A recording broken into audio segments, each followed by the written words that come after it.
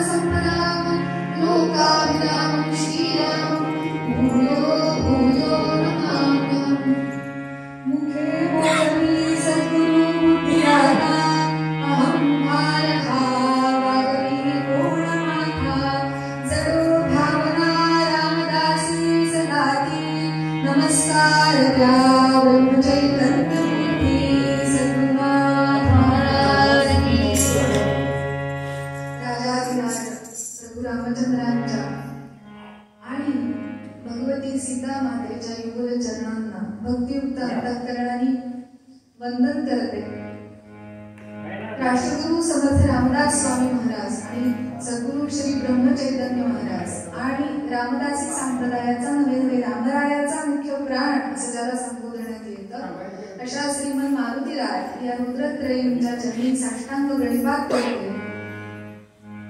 रामदासी संप्रदायातले सर्व ज्येष्ठ श्रेष्ठ कीर्तनकार आणि आपण उपस्थित श्रोतृ वर्गाच्या हृदयस्थ परमात्म्याला भक्तियुक्त अंतःकरणाने वंदन करते.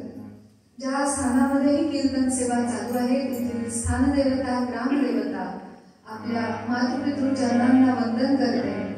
कुलदेवतेचं स्मरण करून तिला वंदन करून आजच्या या कीर्तनाला आम्ही प्रारंभ करते.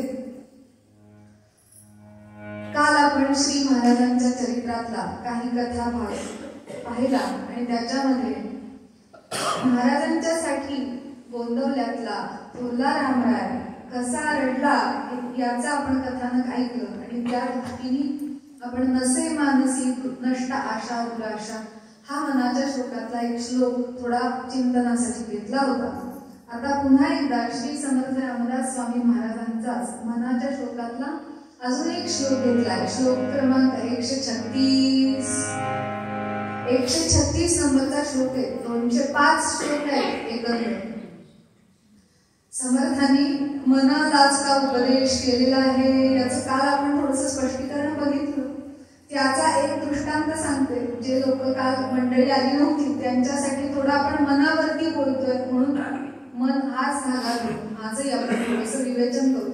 हे सगळं चाललंय की नाही परमार्थ हा जो चाललाय किंबहुना व्यवहारातली कुठली गोष्ट असू दे व्यवहारातले धर्माचे काही संस्कार असू दे हे सगळं मनावर परिणाम करण्यासाठी खरे संस्कार हे मनावर केले जातात.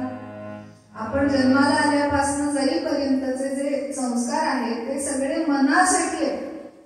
मनावरती परिणाम हवे म्हणून काय गोष्टी बरोबर मनावर परिणाम आहे. संस्कार जरी देहावर झाला तरी सुद्धा परिणाम त्याचा मनावर आहे आणि मनावरती परिणाम जर झाला सुयोग्य तर हातून जे कृत्य घडेल ते पण सुयोग्य घडेल. आणि म्हणून मनाला उपदेश आहे. जसं अर्जुनाने तक्रार केली तशीच भगवंताकडे विनवणी केली आहे. रामदास स्वामी महाराजांनी म्हणतात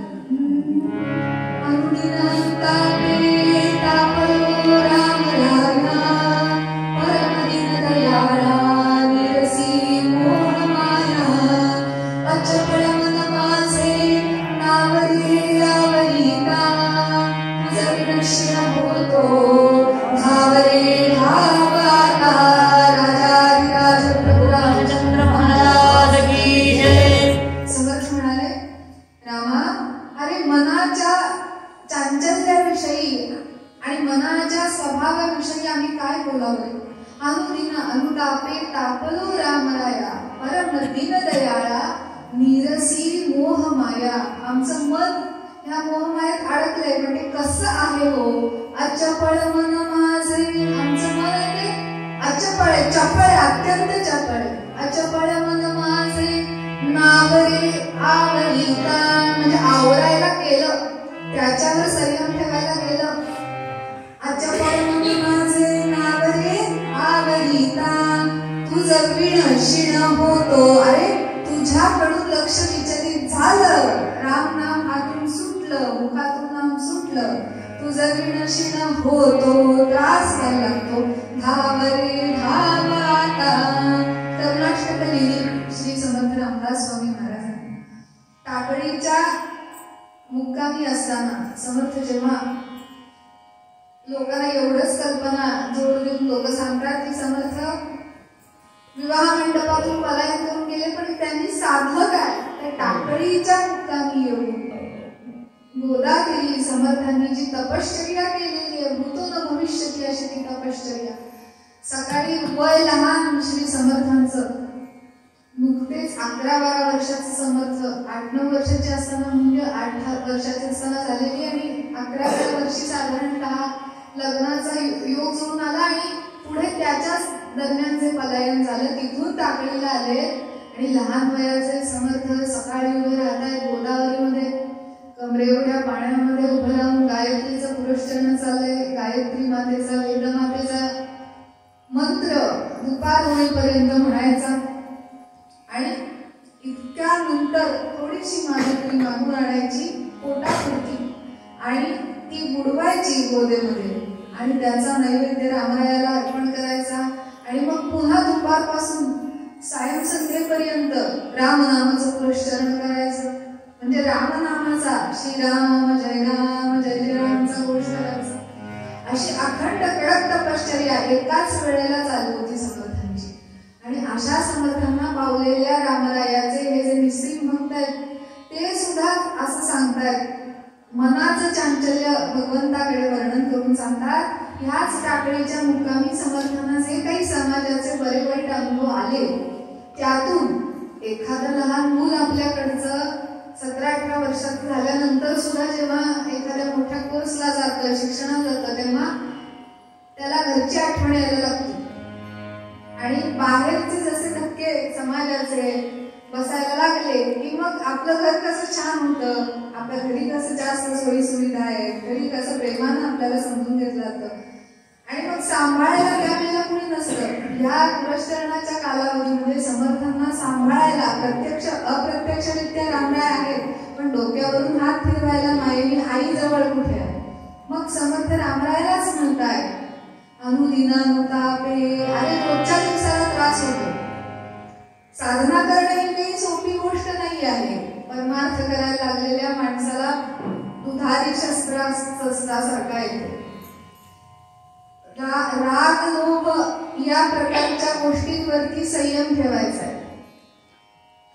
त्या जिंकल्या जाणार नाहीये, पण त्याच्यावरती संयम ठेवायचा आहे. आणि संयम ठेवणं ही गोष्ट फार अवघड आहे. आणि अशा स्वतःशीच संयम म्हणजे एक युद्ध स्वतः विरुद्ध. संयम म्हणजे एक युद्ध स्वतः विरुद्ध. अशा या झगड्यामध्ये जो मनाला त्रास होतो त्याचा कारण असं आहे की मनाचं चांचल्य. आणि म्हणून मनाला उपदेश आहे. समर्थांचा उपदेश मनाला काय, तर आधी मन बळकट पाहिजे आणि मग बळकट मनाबरोबर शरीर बळकट असेल तर मग परमार्थ साधेल. नाहीतर शरीरही बळकट नाही आणि मनही बळकट नाही. कशाचं राष्ट्रकार्य करणार, कशाचं रामकार्य करणार. म्हणून रामकार्य करण्यासाठी ज्याला धर्मकार्य करायचंय, हिंदू धर्माचं काही कार्य करायचंय, पताका आपल्या हातात घेऊन पुढे जायचंय, त्याच्यासाठी म्हणून शरीराच्या सामर्थ्याबरोबर मनाच्या सामर्थ्यासाठीची योजना करून ठेवली आहे. आणि त्याच्यासाठी 205 मनाचे श्लोक लिहिलेले आहेत. मनाचा परिणाम असा मजेशीर असतो. तुम्ही कदाचित दृष्टांत ऐकला असेल किंवा नसेल, तुमच्या माहितीसाठी म्हणून जाता जाता सांगते. मनावरती परिणाम कसा होतो एखाद्या गोष्टीचा बघा. एकच गोष्ट सातत्याने जर करत राहिलो त्या गोष्टीची सवय लागते. आणि एक दृष्टांत असा सांगण्यात येतो की एका राजस्थानच्या व्यापाऱ्याच्याकडं एक 5 उंट होते. जसे आपल्याकडे गाय बैल असतात एखाद्या शेतकऱ्याकडे, तसे तिकडे वाहन म्हणून पूर्वीच्या काळात उंट वापरण्यात येत असत राजस्थानचा भाग. आणि त्या उंटांना हा व्यापारी बरोबर घ्यायचा. त्या उंटांच्या पाठीवरती सामान लागायचा आणि गावोगाव जाऊन व्यापार करीत असत. आणि ह्या 5 उंटांना रात्री मुक्कामाच्या ठिकाणी तो बांधून ठेवायचा की हे उंट कुठं जाऊ नयेत म्हणून. आणि आपण निवांत झोपी जायचा. एक दिवस असं झालं, सामानाच्या अवघावघीमध्ये जशी आपली गडबड होती, ऐन वेळेला काहीतरी महत्वाचं सामान राहतं, त्याप्रमाणे या व्यापाऱ्याच्याकडे एका उंटाला बांधायची दोरी कुठेतरी घाण झाली, त्याच्याकडनं हरवली. आता उंट 5 आणि दोऱ्या 4. आता रात्रीच्या वेळेला 5व्या उंटाचं काय करायचं, त्याला धरून बसावं तर झोप याची पण जाणार. मग हा थोडासा चिंतेत पडला आणि विचार करतोय 5व्या उंटाचं काय करायचं. तिथून एक भला गृहस्थ चाललेला होता, या आमच्या तबलजी दादांसारखा आणि हुशार होता. त्यांनी सांगितलं, का हो म्हणाले तुम्ही चिंतेत दिसताय व्यापारी माणसे. हो म्हणाले, 5व्या उंटाला बांधायला माझ्याकडे दोरी नाही आहे आणि ह्याच्यासाठी मी पण जागा राहिलो होतो. उद्या पुन्हा मला चालत प्रवास करायचा आहे. तो म्हणाले, एवढंच ना, आतापर्यंत तुम्ही सगळ्या उंटांना बांधत आलेला आहात, आता असं करा, जरा अभिनय करा. म्हणजे काय करा, ऍक्शन करा थोडीशी. काय म्हणे, दोरी घ्या, दोरी घेतल्यासारखी करायची. हातामध्ये दोरी आहे असं समजा, रस्सी हातामध्ये आहे असं समजा, ती घ्या, त्याला गाठ मारा आणि त्याचा तो लूप तयार होतो, त्याचे तयार होतं गाठ मारल्यानंतर. ते असं उंटाच्या कड्यामध्ये घातल्यासारखं करा, नुसतं असं करा म्हणाला. आणि त्याने तसं केलं. काय झालं, आता म्हणला ती दोरी आवळा आणि तो समोर उंटा आहे त्याला बांधून दे, तो काय असं घट्ट करा आणि तुम्ही त्याला दोरीने बांधलाय असं त्याला दाखवा. आणि ह्या व्यापाऱ्याने सुद्धा तसा बेमालूम अभिनय केला आणि त्या उंटाला तसं खरोखरीनं बांधल्यासारखा इतका छान अभिनय केला की उंटाला वाटलं मला छानपैकी बांधला गेलाय. आता म्हणलं झोपाच बांधतो आणि काही होत नाही. सकाळपर्यंत उंट जात नाही, निवांत झोपला. सकाळी उठून बघतो तो पाहिला त्या उंटाकडे बघतो आहे का जागेवर. तो उंट निवांत आपला नेहमीसारखा जागेवर होता, ठारट छान होता, तो काही गेला नाही तिथून. आता झालं, त्याला आनंद झाला. वारे वा, युक्ती कामाला आली, छान युक्ती आहे म्हणे ही, कामाला आली. आता इथं सगळ्या उंटांच्या दोऱ्या सोडल्या आणि जाऊया. मग 4च उंटांच्या खऱ्या बांधल्या होत्या, त्यांनी त्या खऱ्या बांधलेल्या सोडल्या आणि पुढे जायला निघाला. हा 5वा उंट निघेना तिथून. का निघेना, कारण ह्याची जी काल्पनिक दोरी बांधलेली होती ती अजून ह्याने उलटी काढायची ऍक्शन केली नाही ना. जशी बांधायची ऍक्शन केली तशी काढायची, त्याला मोकळं करायची ऍक्शन नको का करायला, ती त्यांनी केलीच नाही. कारण ह्याला माहिती होतं बांधलेलं नाही, पण उंटाला कुठं माहिती आहे की मला बांधलेलं नाहीये. त्याला वाटलं नित्याच्या सवयीप्रमाणे मालकाने ऍक्शन केली, हाताची बाई मला बांधलाय. आणि मग ज्या वेळेला त्या माणसाने पुन्हा सांगितलं अरे पुन्हा उलट बांध, त्याला सोडायची ऍक्शन कर आणि तसा सोडला, त्या वेळेला तो उंट चालायला लागला. हा दृष्टांत सांगितलाय कुणासाठी, मजा म्हणून किंवा वेळ पुढे जाण्यासाठी म्हणून नव्हे. दृष्टांत सांगितलाय मनासाठी. मनाची अशी गंमत, मनाला असं वाटतंय की आम्हाला संसारामध्ये बांधलंय आणि मनाला बांधल्यासारखं वाटतं आहे, म्हणून मनाला सोडण्यासाठी हे सगळं परमार्थाचं करावं लागतंय. चक्कर मनाला सोडण्यासाठी, मनाला मुक्त करण्यासाठी. एकदा मन मुक्त झालं की मग बाकीच्या गोष्टींचा परिणाम होत नाही. मन मुक्त होणे म्हणजेच मनातून हवे नकोपणा जाणीव. आणि त्याच्यासाठीच समर्थांचा श्लोक समर्थ सांगतात, भये व्यापिले सर्व ब्रह्मांड आहे, भयातीत ते संत आनंद पाही. अहो म्हणाले अखंड ब्रह्मांड हे भयाने व्यापलेलं आहे. सगळ्या ब्रह्मांडामध्ये परमेश्वराबद्दल काय व्यापून उरलंय तर म्हणाले भय आणि काळजी. भय कशातून निर्माण होते, काळजीतून भय निर्माण होतं. भीती वाटते माणसाला सतत कशाची तरी, अमुक गोष्ट होईल का नाही, झाली का माझ्या लाभात होईल का नाही, अगदीच लाभात नाही झाली, नुकसानीत झाली तर कितीपर्यंत नुकसान होईल, त्या नुकसानीला काही स्टॉप लॉस लावायचा का, किती नुकसान होईल माझं, अशी भीती वाटत राहते. ह्या वर्षी पाऊस पडेल का नाही, पडला तर आम्हाला उगवल का नाही, उगवलं तर त्याला बाजार मूल्य मिळेल का नाही यथायोग्य, आणि मिळालं पैसे भरपूर आले तर ते माझ्याच हातामध्ये राहतील का नाही, का मालकांच्या हातात माझ्या हातात यायला वेळ लागेल. अशा प्रकारच्या एक ना अनेक काळज्या माणसाला घेऊन राहिलेल्या असतात आणि ह्या काळजी पोटी भीतीची उत्पत्ती होते. आणि मग काळजीची उत्पत्ती कशातून होते, ठीक आहे, भीतीची उत्पत्ती काळजीत नव्हते, मग काळजीची निर्मिती काळजी कशातून येते, काळजी कुणाची मुलगी, काळजी म्हणाले आहे आसक्तीची मुलगी. आसक्तीची महत्वाची मुलगी म्हणजे ही भीती, काळजी आहे. एखादी गोष्ट माझी आहे म्हटलं की त्याच्याविषयी काळजी वाटते. दुसऱ्याच्या गाडीविषयी आपण काही काळजी करतो का, काय का होईना त्याचं, पण स्वतःच्या सायकल विषयी मोडक्या सुद्धा माणसाला काळजी असती, माणूस नीट ठेवतो ती गोष्ट. स्वतःच्या गोष्टीविषयी ममत्व असतं आणि म्हणून त्याच्याविषयी काळजी वाटते आणि म्हणून ती वस्तू आपल्याकडून जाऊ नये, सुरक्षित राहावी अशी कायमची भीती लागते, चिंता लागते.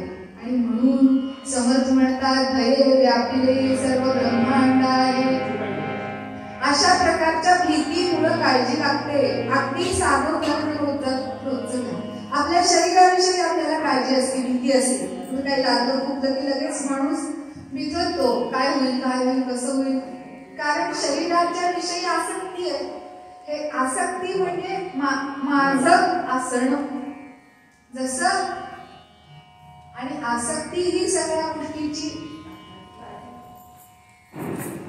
भीती निर्माण करणारी गोष्ट आहे. आता तुम्ही बघा, या गीतेची उत्पत्ती सुद्धा भीतीतूनच झालेली आहे. कशी? सुरुवातीचा श्लोक बघा तुम्ही गीतेचा, काय म्हणतोय? धृतराष्ट्र असं म्हणतात, ते पांडव आणि माझे हे त्या कुरुक्षेत्राच्या रणांगणावरती काय करतायत हे संजया तू मला सांग.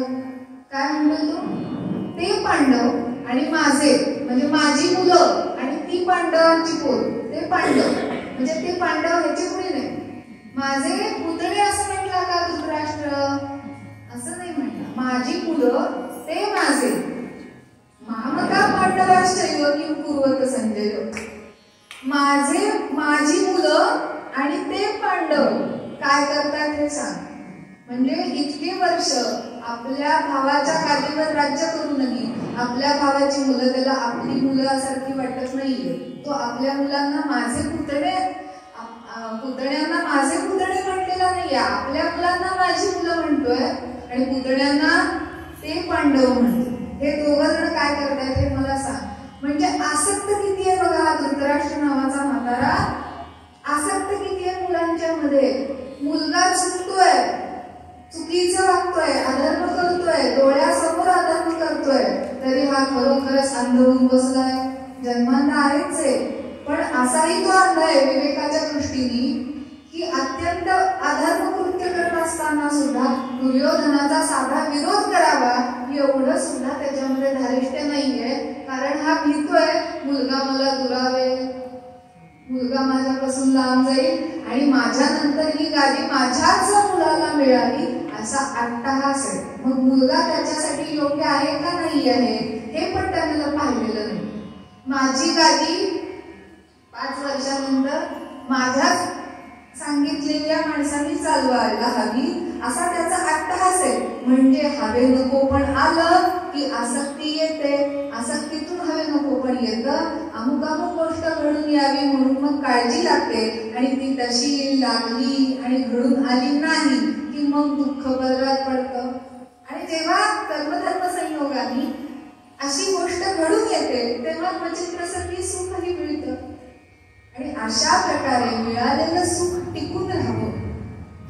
जन्माला आलो, चांगल्या वडिलांच्या पोटी उत्तम शिक्षण झालं, चांगली नोकरी लागली, उत्तम बायको मिळाली, मुलं बाळ झाली, ती मोठी झाली, ती रांगेला लागली. आता त्यांना पुन्हा मुलं बाळ व्हायला पाहिजे, तिचं पुन्हा सगळं चांगलं व्हायला पाहिजे. असं माझ्या 7 पिढ्या 8 पिढ्या 10 पिढ्या टिकत गेलं पाहिजे.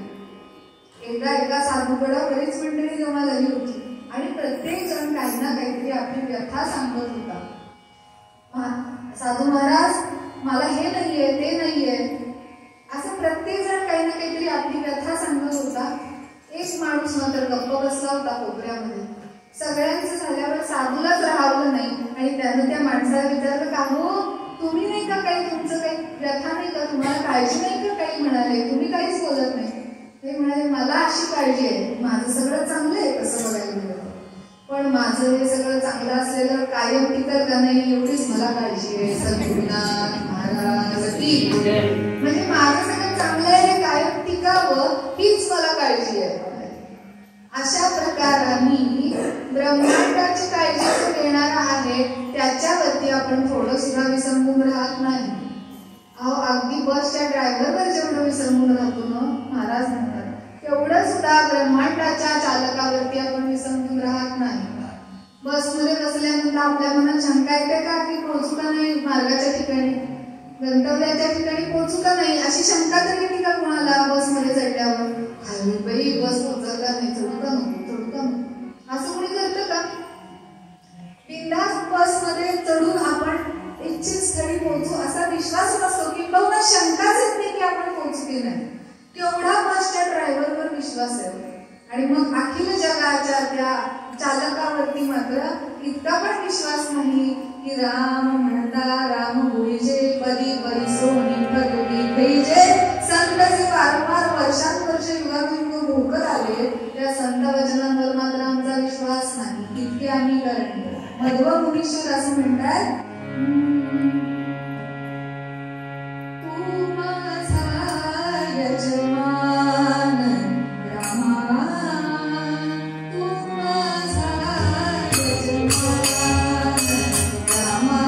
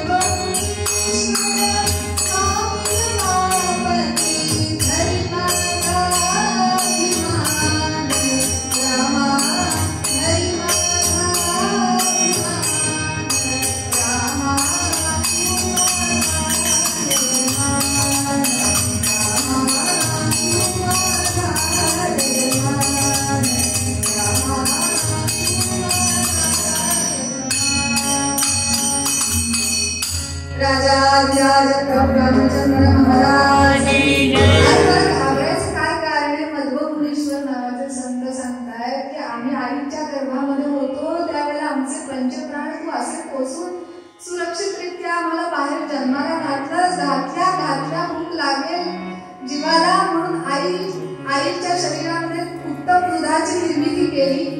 त्याच्यावर आम्ही पोचलो. उत्तम असं सगळं अन्न खाण्याची जोपर्यंत तयारी नाही झाली तोपर्यंत आईच्या दुधाचं पोषण आम्हाला मिळालं. आणि आज अखेर आम्हाला तू भरवतोयस, आम्हाला दोन घाल विचारायला वाढतोयस, आईसे असता या देहाची का करू चिंता जाण, म्हणजे आम्हाला सांभाळायचं तुझं काम आणि तुझं काम तू कसं करशील याची चिंता मी का करू. आईसे असता या देहाची का करू चिंता जाण, मध्वमुनीश्वर स्वामी रमापती धरी माझा अभिमान रामा तू माझा यजमान. भगवंत तू मालक आहेस माझा आणि असा मालक जगत नियता माझा मालक असताना मी का घाबरू. पण तरीही भीती आणि काळजी चिंता सुटत नाही. महाराजांनी सांगितलं गोंधळात आल्यानंतर सगळ्या प्रकारच्या काळजा भीती माझ्या पायाशी सोडून द्या.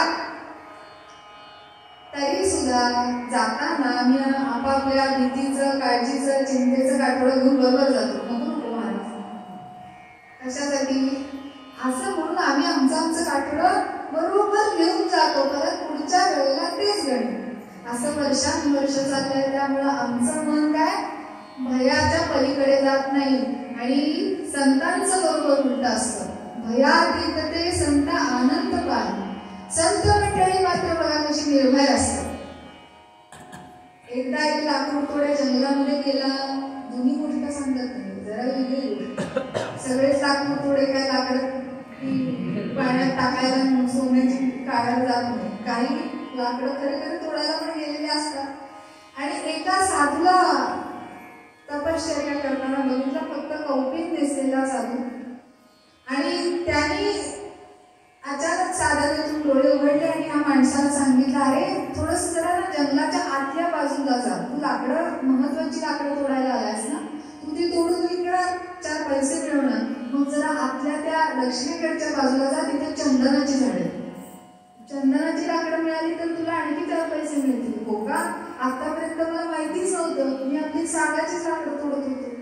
हा चंदनाची लाकडं तोडायला लागला आणि छान चंदनाची लाकडं तोडून पैसे मिळायला लागले. उत्तम उत्तम.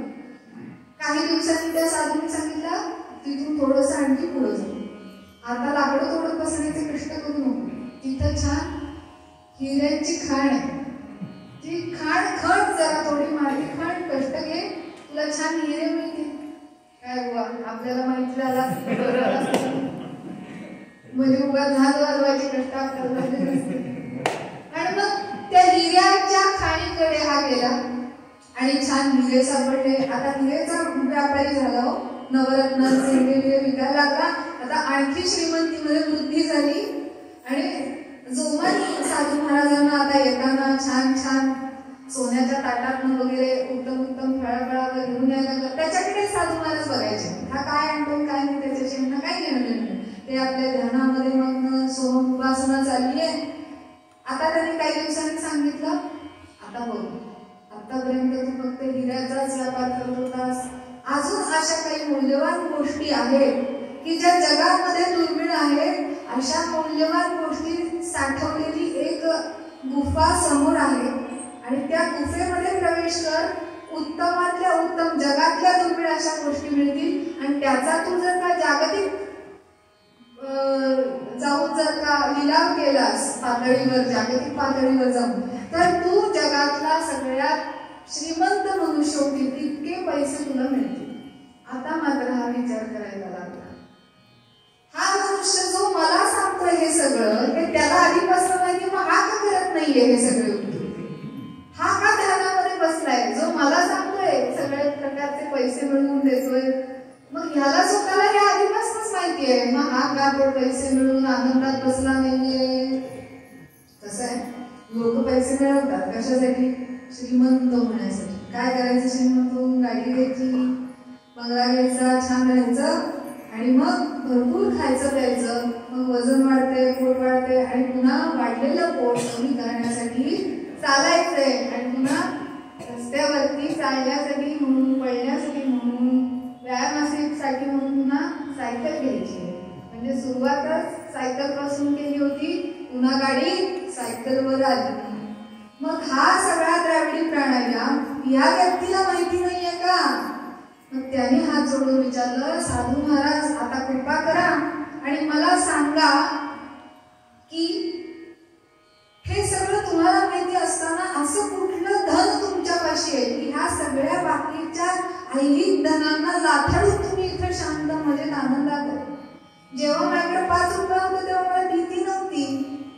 5 रुपये काय आहे तरी खिशात, पण काय हरवले. 5चे 50 झाले, 50चे 500 झाले, 500चे 5 लाख झाले, 5 कोटी झाल्यावर गडबड व्हायला लागली. आता भीती वाटायला लागली. एकच बारकं मंगळसूत्र होतं, तोपर्यंत काही भीती नव्हती. भरपूर अंगावर दागिने झाल्यावर ठेवायची कुठे त्याची भीती वाटायला लागली. आणि घरात बाहेर जाऊ का नको, मोकळं जाता येईना, मुक्त राहता येईना. म्हणजे ओझं वाढलं की मुक्त राहता येत नाही. हेच त्या गुरुंनी त्याला सांगितलं. अरे भीती वाटते ना, भीती ओझाची असते. ज्याच्याजवळ ओझं नाही त्याला कशाची आली भीती. मस्त मजेमध्ये फकीरासारखं जगावं. आणि जो असा मस्त मौला पद्धतीने जगतो, मग भलेही तो जनक राजा विदेही, तो जरी एखाद्या साम्राज्याचा राजा असला तरी तो ह्याच पद्धतीने जगतो. आणि एखादा शंकरांसारखा त्यागी विरक्ती महात्मा जरी असला तरी तो ह्याच पद्धतीने जगतो. तुमच्या जवळ असण्याने त्रास नाहीये, विरोध पैसा असण्याशी नाहीये, त्याच्यावर विश्वास ठेवून त्याच्यामध्ये रमण्यामध्ये त्रास आहे. पैसा भरपूर असावा. महाराज म्हणतात गाड्या गिरड्यांवर डोळावर रोज श्रीखंडपुरी खावी, इतकं छान तुमच्याकडे समृद्धी असावी. त्याच्यामध्ये रमण्याने त्रास आहे, असण्याने त्रास नाहीये. असण्याने त्रास नाहीये, रमण्याने त्रास आहे. रमायचं फक्त एकामध्ये आहे. कोणामध्ये? भगवंताच्या नामामध्ये रमायचे. आणि असं जे रमतात ते संत असतात. आणि म्हणून त्यांनी षड्रिपूंचा अंत केलेला असतो. काम, क्रोध, मोह, योग आदी 6 शत्रूंचा ज्यांनी अंत केलाय ते संत आहेत. आणि बाकीचे सगळे संत आहेत. सद्गुरुनाथ महाराज की जय. ज्याला हे सगळे 6 रिपू म्हणजे त्याला उर्दूमध्ये ॲरो म्हणतात. ॲरो म्हणजे रिपू म्हणजे शत्रू.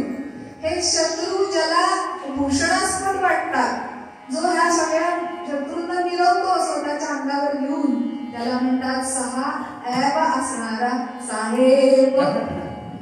एखाद्याला राग आला तर म्हणावं, साहेब एवढं काम करता का? साहेब म्हणजे जो 6 मिरवतो तो साहेब. आणि हे 6 आमच्याकडे आहेत आणि आम्ही यांनी दुःखी आहोत असं जो मान्य करतो तो 6 मान्य म्हणजे सामान्य. आणि ह्या सगळ्यांवर जो धाक ठेवतो, या 6 जो धाका ठेवतो तो साधक. या 6ला ज्यांनी धाकात ठेवले तो साधक. आणि नुसतं धाकात ठेवलं नाही, त्याचा अंत केलाय ते संत. भयातीत ते संत आनंद पाहे. आणि अशा संतांना काळजी कुठली नाहीये. महाराजांना कधी काळजी लागली आहे का? गोंधळात उत्सवाला आलेल्या माणसांना लाडू पुरतील का नाही, स्वयंपाक पुरल का नाही, एक माणूस 3-3, 4-4 लाडू पळवतोय. आता काय करावं, एकाचीच लिमिट ठरवली होती. संपलं की पुन्हा तयार, संपलं की पुन्हा हजर. कुठनं येते कसं येते काही कल्पना नाहीये. असे आतापर्यंत तेच चाललेले. विश्वासांना विचारलं, आता संपले की आत्ता येतात, कशालाही कमी पडत नाही. कारण दाता एक भिकारी सारी दुनिया. दाता एक दाता राम पाठीमागे उभा असताना कशाची आली आहे कमतरता महाराजांच्याकडे. आणि ते निवांत रामावरती भार ठेवून मोकळे. रामा मी तुझा दास, हे चालवायचं असेल तुझ्या इच्छेने तू चालव, नसेल तुझ्या इच्छेने थांबव. असं रामावर पूर्णपणे भार सोडून ते शांत बसले. मग रामरायाला काळजी लागली. आम्ही उलट करतो, आम्ही आमची काळजी आम्हीच घेतो ना. त्यामुळं रामाला काही कामच उरत नाही. राम म्हणतो तू शहाणा आहेस, तुझी काळजी तू घेत बस, मला काळजी करायची तुझी काहीच गरज नाहीये. आणि म्हणून राम आपल्यापासून लांब आहे, कारण आपली काळजी आपण घेतो, रामाकडे सोबतच नाही. महाराज म्हणतात खऱ्या मनाने थोडा भार रामरायावर टाकून बघावा, तो आपल्या कल्पनेपेक्षाही अनेक गोष्टी घडवून आणतो. राजाधिराज प्रभुरामचंद्र महाराज की जय. थोडा वेळ नामस्मरण करू, पूर्ण रंगाला इथेच विराम देऊ आणि गुप्त रंगाच्या भागाकडे करूया. आधी नामस्मरण करूया, मग आपण म्हणजे श्रीराम जय राम जय राम. श्रीराम जय राम जय राम. श्रीराम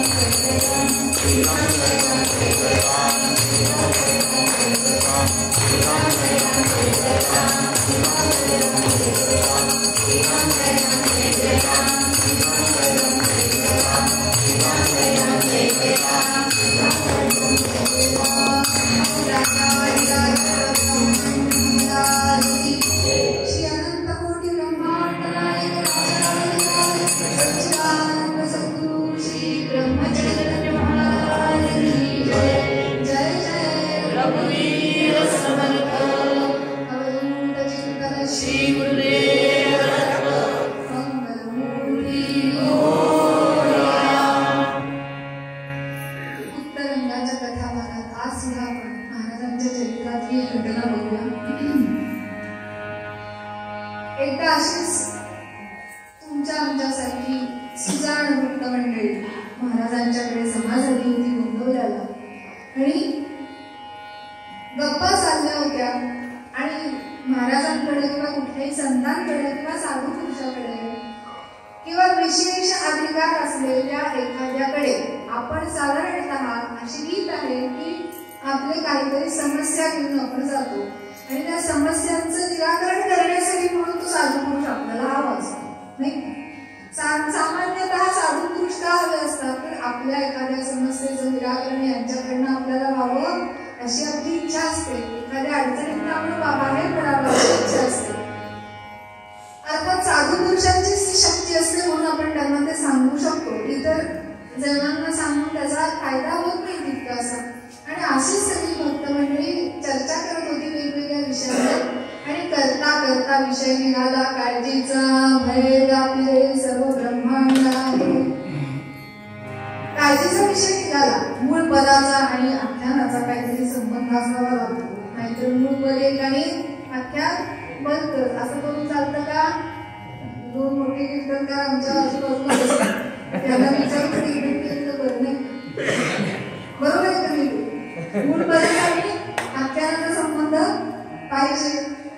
मूळ पद काय होतं? श्लोक भय व्यापले सर्व ब्रह्मांड आहे भयातीत संतानंद पाहिजे.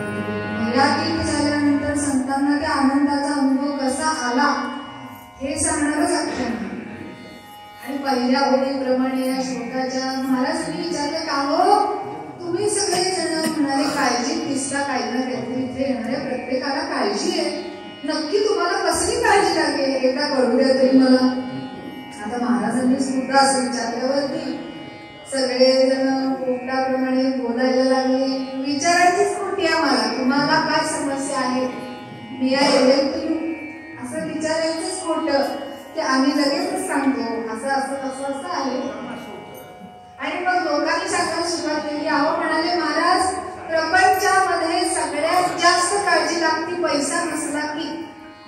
पैसा नसला की म्हणजे माणसाला फार काळजी लागते. पैसा पाहिजे बघा माणसाकडे प्रपंचामध्ये. बघ आनंदी आनंद मजाच मजा. बर पैसा नसला की काळजी लागते. महाराज म्हणजे बरोबर. आणि काय म्हणजे काळजीचं काम? एक जण लगेच म्हणाला, लगेच पहिल्या मताचं खंडन दुसऱ्याने दिलं. बघा माणसं कशी असतात.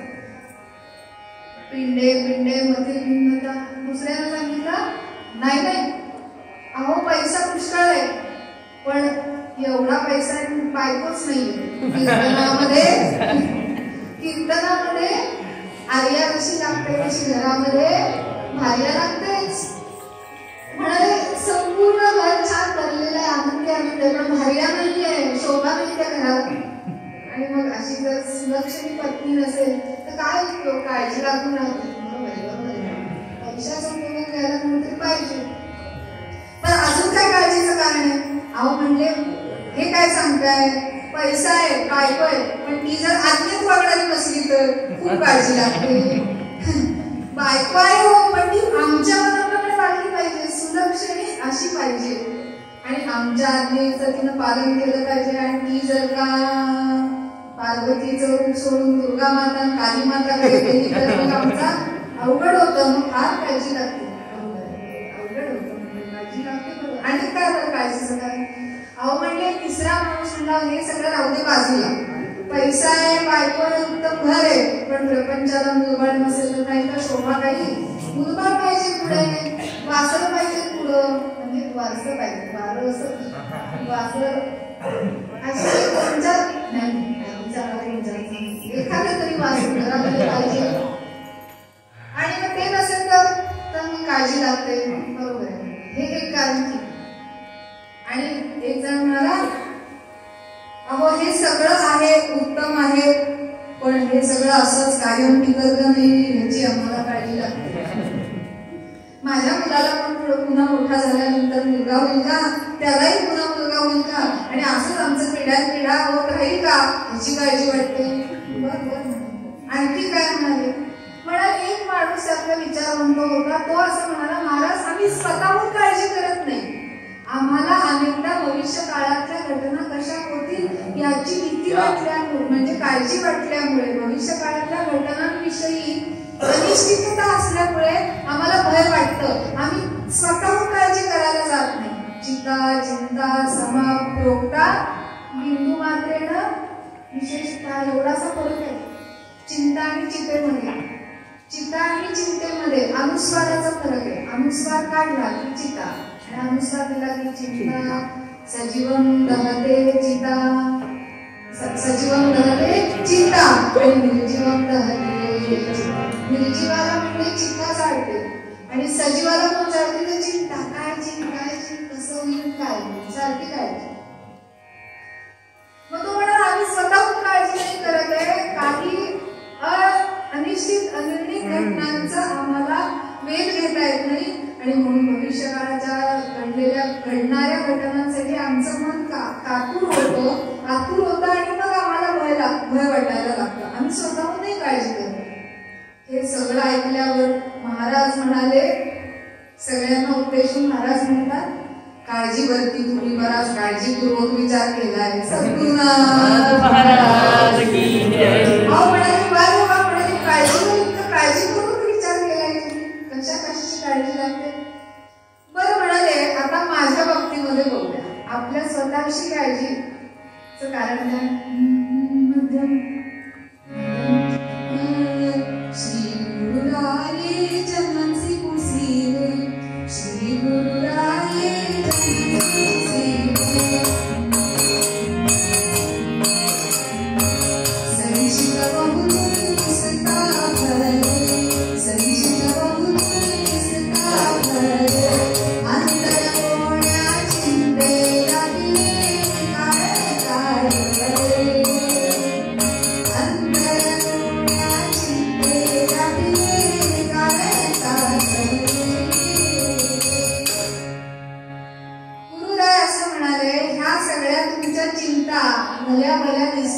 पण अजून माझ्याशी जर त्याची तुलना केली तर म्हणाले, माझ्याकडे पैसा नाहीच आहे, त्यामुळे पैशाची काळजी वाटण्याचं मला काहीच कारण नाही. उरला सुरला प्रश्न प्रपंचाचा, तर माझी बायको म्हणजे असून नसल्यासारखीच आहे. मी म्हटले असली काय नसली काय, त्यांची द्वितीय पत्नी जन्मांध होती आणि त्यामुळे ते म्हणजे माझी पत्नी असून नसल्यासारखीच आहे, त्यामुळं ती आज्ञेत वागायचं न वागायचा काही प्रश्नच नाही. त्यामुळे या बाबतीतही माझा काही काळजीचा संबंध नाही. मुलं बाळ मला नाहीच आहे, मुलगाही नाही मुलगी नाही आणि मुलगीच नाही, त्यामुळे मुलीच्या लग्नाची काळजी हा विषय मला नाही. त्यामुळे ह्या प्रकारच्या कुठल्याही काळज्या मला नाहीये, त्यामुळे हे सगळं मुलं कसं टिकून राहील याची पण मला काळजी नाही. म्हणजे मग आता अजून एक कुठला तरी काळजीचा प्रकार असावा की जो तुमच्या लक्षात गेलाय, अजून काहीतरी काळजीचा प्रकार आहे तो तुम्हाला आठवत नाही. काका फडके नावाचे ग्रहस्थ तिथे बसले होते, ते म्हणजे महाराज बरोबर आहे, आबरू जाण्याची वेळ आली की माणसाला काळजी लागते. बरोबर आहे, वाय वा म्हणजे शाबास, अशी हुशार माणसं पाहिजेत सगळे. आबरू जाण्याची वेळ आली की मात्र माणसाला काळजी लागते. लगेच महाराज म्हणाले, आधी माझ्याकडे फारशी मला आबरू नाहीच आहे, पण जी काय आहे उरली सुरली थोडीशी ती पण जाईल. असं मी काय करू काका, असं मी काय करू की जी माझी थोडी सुरली उरली सुरली तर आबरू आहे ती जाईल, असं मी काय करू तर तुम्ही मला सांगा, तर मी करतो, मग मला काळजी लागते का बघूया. काका फडके म्हणले, ते चांगलेच अभ्यास होते वाटतं. ते म्हणले, महाराज आता तुमच्या कोठीच्या खोलीमध्ये तिखट आणि मिठाच्या डब्याशिवाय दुसरं काही नाही. आता तुमच्या कोठीच्या खोलीमध्ये तिखट आणि मिठाच्या डब्याशिवाय काही नाहीये. म्हणजे आधी कोठीची खोली बघून घेऊया पाहिजे, आधी माहिती असतं पाहिजे. आणि आता ह्या क्षणी धन नाही, धान्य नाही, काहीच नाहीये. आणि ह्या क्षणी जर का तुम्ही संकल्प सोडला की उद्या सकाळी दुपारच्याला 100 जोडपी मी जेवायला घाली आणि कुणी काही आणून द्यायचं नाही. तर मग बघा कसा आपण जाण्याचा प्रसंग येतो आणि मग कशी भीती वाटते, कशी काळजी लागते हे तुम्हाला अनुभवायला मिळेल.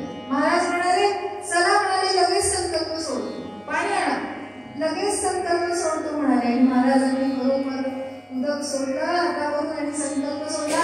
100 जोडप्यांना उद्या मी जेवायला, उद्या रामाचा प्रसाद, मी म्हणतच नाही ते, क्षमा करा, रामाचा प्रसाद घ्यायला म्हणाले काका 100 जोडप्यांना उद्या गावाच्या इथे बोलवा, बघू रामराय काय करतात ते.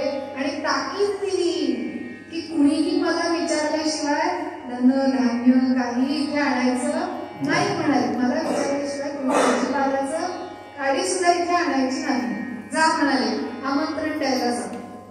काका फडके लगेच निघाले आणि त्यांनी जाऊन गावातल्या 100 जोडप्यांना उद्या भोजनाला थोरल्या राम मंदिरामध्ये प्रसादाला या म्हणून आमंत्रण दिलं.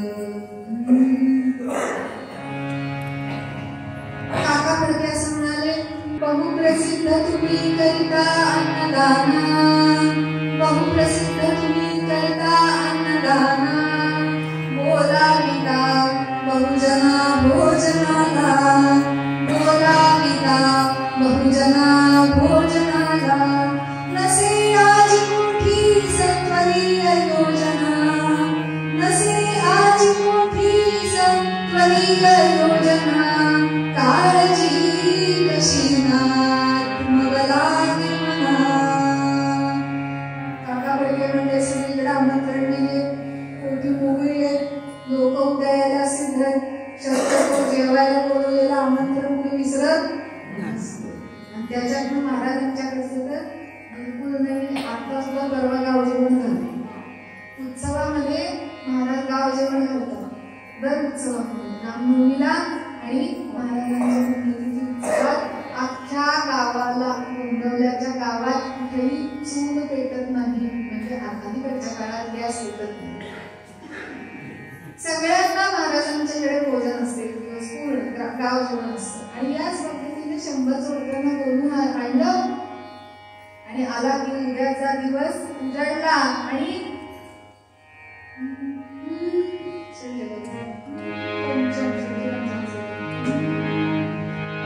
गेली गेली वार्ता सरली, गेली गेली वार्ता सरली, बहुजनांच्या कर्णोपकरणी, बहुजनांच्या कर्णोपकरणी, विशेष अवसर जाणून, विशेष अवसर जाणून, जमती सारी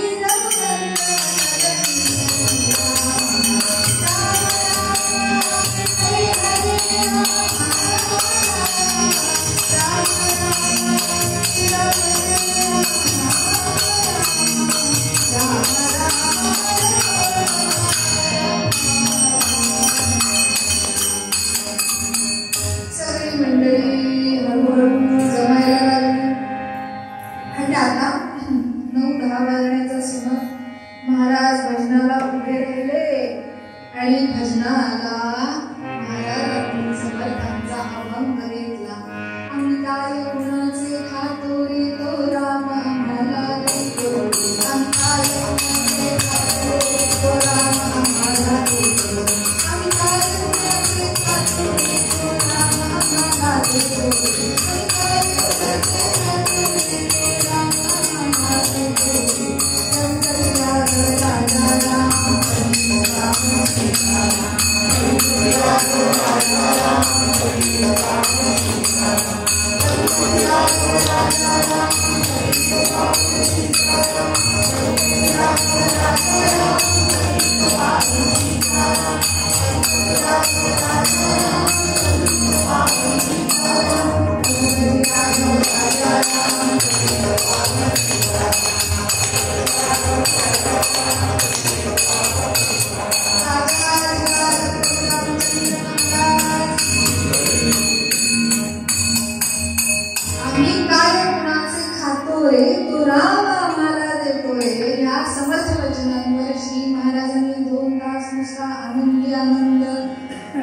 समुद्रामध्ये पडून टाकला आणि राम नामाचा गजर अभंगातनं चाललाय.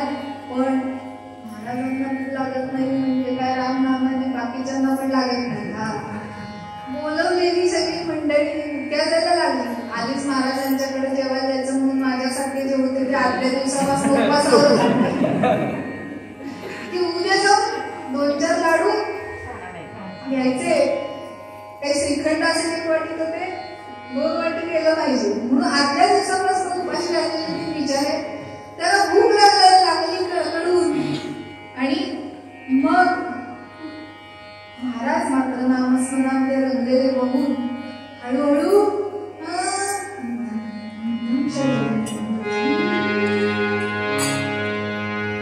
उदलीचा जठराग्नी दग्ध झाला, उदलीचा जठराग्नी दग्ध झाला.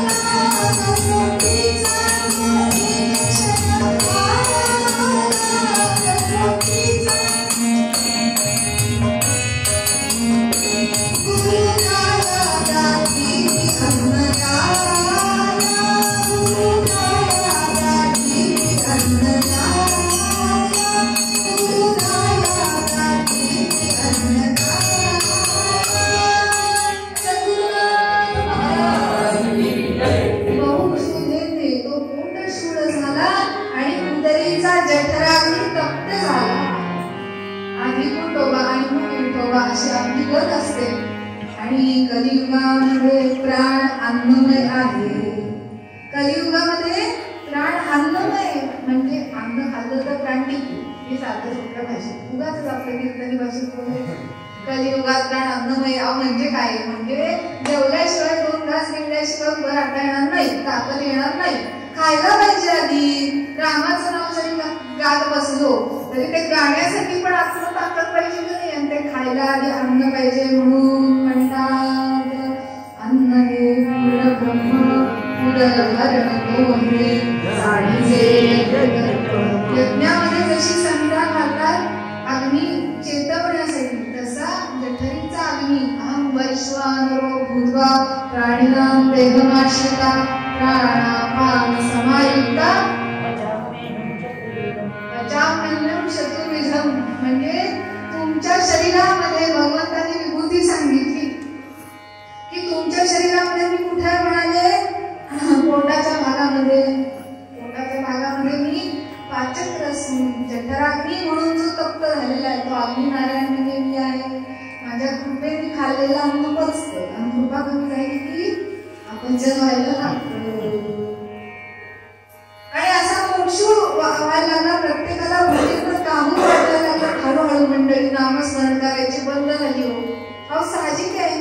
उगाच इथं 5 ते 7चं कीर्तन 9 वाजेपर्यंत लांबलो तर हळूहळू तबलची तबला सोडून जाती, पेटीवाली ताई मला नमस्कार करत आणि एक जण काशा गुंडाळून आपल्याकडे.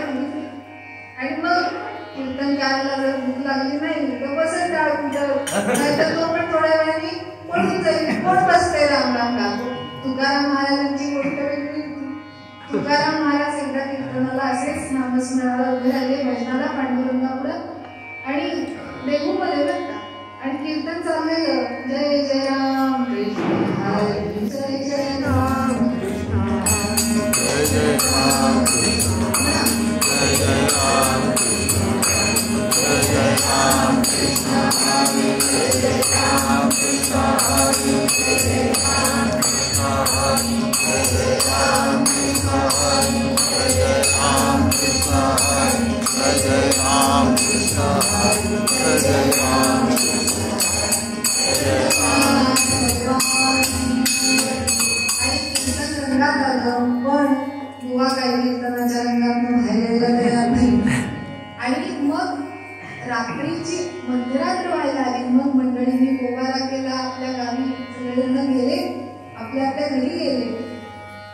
पहाटे पहाटे कधीतरी तुकाराम महाराज त्या सगळ्या नामाच्या तंद्रीतनं बाहेर आले आणि डोळे उघडून बघतात तो पहाट झाली आणि एकच आमच्या या प्रज्वलदादासारखा आवडीचा कीर्तनाच्या मनुष्य तिथं बसला होता.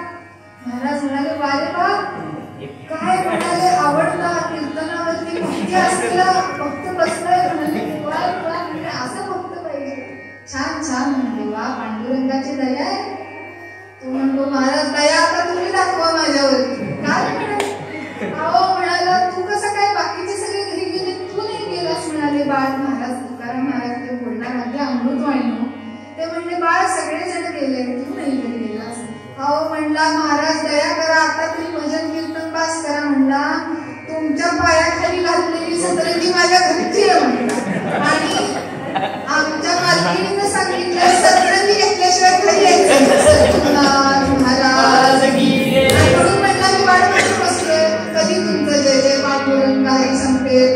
काय म्हणला, घरी विना सतरंजीचं गेलो तर माझीच सतरंजी व्हायची महाराज. अशी मजा आमची असते. ही माणसंच वेगळी असतात ज्यांना भगवंताच्या नामाचं वेळ लागतं. अजून ते आपल्याला लागलं नाहीये हे कबूल करावं. आणि मग अशा तऱ्हेने ही सगळी पोटशुळ्यांनी वापरू झालेली मंडळी, त्यातली एक जरा वयस्कर स्त्री आणि महाराजांच्या पुढे जाऊन म्हणते कशी, महाराज माझे किती बघा. नाही म्हणजे सगळ्यांना भूक लागली आहे आणि सांगायचा उद्देश इतकाच आहे, माझा तसाच उपासच. तसा म्हणजे माझा उपास आहे, मला नाही खायला मिळालं तर चालेल, पण म्हणजे आमच्या यजमानांना मधुमेहाचा त्रास आहे, त्यामुळे माझ्यासाठी नाही यांच्यासाठी म्हणून जर जेवण खाण्याची व्यवस्था झाली असती तर. मग एक आई उठली, ती म्हणाली, महाराज माझं काही नाही, माझ्या लेकराकरता थोडासा भात मिळाला असता तर बरं झालं असतं. करता करता एक लहान मुलगा आला 5-6 वर्षाचा आणि त्याने त्या महाराजांच्या पायालाच मिठी मारली हो आणि म्हणलं, महाराज मला भात द्या ना, महाराज मला भूक लागली, मला भात द्या ना. असं त्यानं म्हटल्यावर मात्र भजन कीर्तन करता करता दुपारचे 2 वाजायची वेळ आली होती. त्या मुलानं मात्र असं जेव्हा म्हटलं त्यावेळेला महाराज म्हणाले, जा म्हणाले रामराया पुढे जा आणि रामाला सांग, रामा मला भात दे म्हणा, रामा मला भात दे असं तू रामरायाला सांग. ते मूल खरंच ते मूलच होते, ते निर्व्याज प्रेम त्याचं महाराजांवरती. त्यांनी खरोखर आज्ञा पाळली गुरुची आणि महाराजांच्या सांगण्याप्रमाणे रामराया पुढे गेला आणि त्यांनी सांगितलं, रामा मला भात दे ना, मला भूक लागली. भुकेच्या जाणीवेपुढे कुणी काही करू शकत नाही, आता बरं होतं मनुष्य. आणि असं म्हणता क्षणी बाहेर एक बैलगाडीचा आवाज आला, थांबलेल्याचा. बैलांच्या गळ्यातल्या माळा आणि पायातले पैंजण वाजायला लागले आणि एक बैलगाडी थांबल्याचा आवाज आला. एक माणूस उतरला आणि महाराजांची चौकशी करू लागला. म्हणाला, इथे गोंदवलेकर महाराज कुठे आहेत, मला त्यांची वेळ घ्यायची.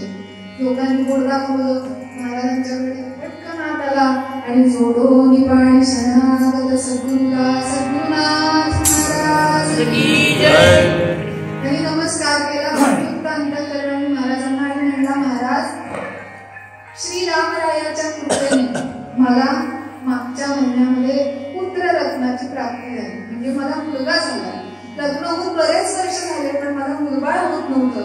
म्हणला, मी रामरायाला नवस बोललो होतो, तुमच्या गोंदवल्याच्या रामरायाला नवस बोललो होतो, तुम्हाला नवस बोललो होतो की जर मला मुलगा झाला ना तर म्हणाले 200 माणसांचा नैवेद्य रामरायाला बोलवली होती. किती हा कितीच घेऊन आला, याला म्हणतात भयातीत ते संता अनंत काल. रामरायाला काळजी, संकल्प सोडलाय, रामरायाच्या इच्छेने सोडलेला आहे. आणि त्यांनी सांगितलं, मला मुलगा होऊन 1 महिना झाला पण म्हणला मुलगा होण्याच्या आनंदात मी विसरून गेलो नवस फेडायचा. काल रात्री बायकोने आठवण करून दिली, अहो रामाचा नवस फेडायचा, ताबडतोब सकाळी निघाला. सगळी सिद्धता करून आणली आहे, धान्य निवडून स्वच्छ तयार आहे, भाज्या आणल्या त्या सगळ्या स्वच्छ धुवून निवडून चिरून आणलेल्या आहेत. आता फक्त फोडणीच टाकणे आणि स्वयंपाक करणे, चुलीवर चढवणे एवढंच काम बाकी आहे. तेवढं आपल्या लोकांना करायला सांगा. आणि रामाला नैवेद्य दाखवा. राजाधिराज प्रभू रामचंद्र महाराज की जय. महाराजांनी जानकी जीवन स्मरण जय जय राम जयकारा केला रामरायाचा आणि त्वरित चुली पेटवल्या गेल्या. लोकांच्या हात तर पेटलेल्याच होत्या पोटामध्ये, पण बाहेर पण पेटवल्या आणि पटपट पटपट भांडी चढवली गेली आणि छानपैकी उत्तम असा नैवेद्य तयार झाला. तो रामरायाला समर्पित केला गेला, दाखवला गेला नाही, समर्पित केला गेला आणि मग सगळ्यांना तो वाढण्यात आला आणि आनंदी आनंद सगळीकडे झाला. सदा सर्वदा देव सन्निध आहे, कृपाळूपणे अल्पधारिष्ठ पाहे, सुखानंदानंद कैवल्यदानी बेशी रामदासा. जगी पाहता देवा अन्नदाता, तया लागली तत्वता सार चिंता. तयाचे नाम मुखी घेता, तयाचे मुखी नाम घेता, पुकाचे मनात सांग पाय जे काय वेचे. साऱ्या भाषेत बोलू मराठी भाषेत. अरे जगात देव हा अन्नदाता आहे, त्याला सगळी तुझी तत्वता सार चिंता लागली आहे आणि तयाचे मुखी नाम घेता पुकाचे, त्याचं फुकटचं नाव सुद्धा तुला घेत नाहीस. हे म्हणा तुझ्या बाबाचं काही जाते का त्याचं नाव घेताना? सद्गुरुनाथ महाराज असंच सांगायचंय, पण शब्द चांगले वापरलेले आहेत. तयाचे मुखी नाम घेता पुकाचे, मना सांग पाहिजे तुझे काय गरजेचे, तुझं काय चाललंय म्हणले. असा अन्नदाता, पोषण करता, अखिल विश्वाचा विश्वभर भगवंत रामराय तुझी काळजी घेत असताना त्याचं साधं नाव घेता येत नाही. इतकं तरी ती म्हणे का असंच म्हणायचं. इतके करंटेपणा करताय का तुम्ही की त्याचं नाव सुद्धा लेंबीच्या देठापासून घेता येत नाही. अशा पद्धतीचा हा सगळा घटना करून बघून भक्तजनांच्या मनःपटलावरती कदाचित हा श्लोक आला असेल. मये व्यापिले सर्व ब्रह्मांड आहे, भयातीत ते सत्तानंद पाहे. जया मानसी वैतकाही दिसेन, मय मानसी सर्व काही वसेन. सद्गुरुनाथ महाराज की जय. आणि सगळ्यांनी आनंदाने प्रसाद भक्षण केला. महाराज म्हणाले, अहो खऱ्या अर्थाने आपण आपला भार जर परमेश्वरावर टाकला, रामरायावर टाकला, तर रामराय आपल्याही कल्पनेच्या पलीकडच्या गोष्टी घडवून आणतात. आपली फक्त तयारी पाहिजे, त्याच्यावरती भार टाकण्याची आपली तयारी पाहिजे. निशंक मनाने आपण भगवंतावर भार टाकून तर बघा. थोडे दिवस प्रारब्धावरती भार, प्रारब्ध कसं असतं आणि कसं जगायला मिळतं प्रारब्धाने, हे आपली इच्छा सोडून प्रत्येक इच्छेतला मीपणा काढून टाकून भगवत इच्छेनुसार चालली गोष्टी असं थोडंफार तरी प्रारब्धावरती भार टाकून म्हणा किंवा रामरायावरती भार टाकून म्हणा किंवा गुरुवरती भार टाकून म्हणा, जगण्याचा अभ्यास करा. इतका आनंदी आनंद होईल आयुष्यामध्ये. झाली कीर्तन सेवा. श्री रघुराय स्वरूप सद्गुरुनाथांच्या चरणी अर्पण करते. गेले 2 दिवस कारण आज इथे सेवा करण्याची संधी मला मिळाली, त्याच्याबद्दल मी संपूर्ण भक्तमंडळाचे आभारी आहे. दोन्ही उत्तम साथीदार कालचे आणि आजचे पण मिळाले. आमची काही विशेष आली सांगलीवरून आणि प्रतिबद्धाला गोसावी सुद्धा तालवाद्याची साथ करायला अगदी वेळात वेळ काढून आले. आपण सगळेजण आहात, त्याच्याबद्दल किती कृतज्ञता व्यक्त करावी. रामदासी संप्रदायाप्रमाणे रामरायाकडे प्रार्थना करूया. कल्याण करी रामराया, कल्याण करी रामराया, कल्याण करी रामराया.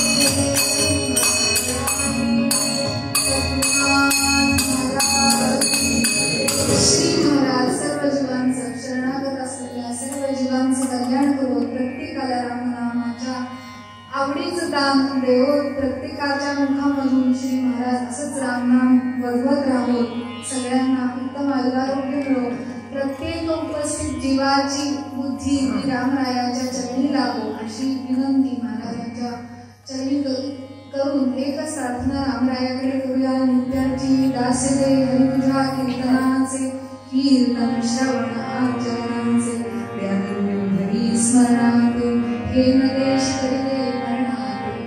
रामा मी तव दास दास म्हणवी, माते कशाचे भय, रामा जाईन जग सुखवना, ओढील तेथे जय.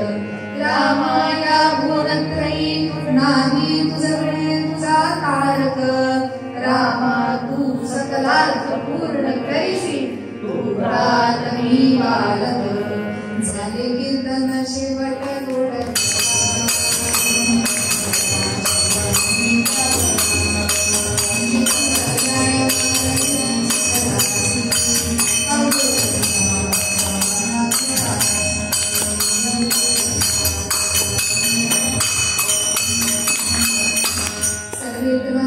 संतु सर्वे संतु रामः, सर्वे भद्राणि पश्यन्तु मा कश्चित् महारुद्र सर्वे मारुती रामदास, हरी माझी